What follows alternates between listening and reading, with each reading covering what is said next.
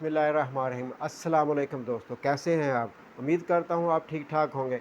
मैं हूँ homeopathic doctor Rana Ataullah, आपकी सेहत के लिए दुआ गो। आज मैं होम्योपैथिक की जो मेडिसिन लाया हूँ वो है दमे के लिए, दमा के मरीज़ों के लिए। दमा एक मूज़ी मर्ज़ समझा जाता है और इसको लाइलाज समझा जाता है, ऐसी बात नहीं है। होम्योपैथिक में इसका शाफ़ी इलाज मौजूद है।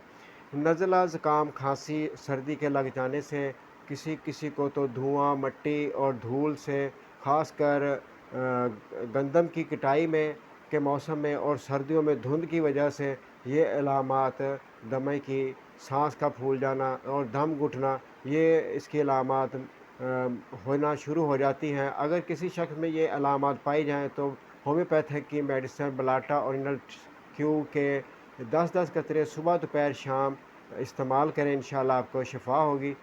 और वीडियो अच्छी लगी हो तो इसको लाइक और सब्सक्राइब ज़रूर कर दीजिएगा।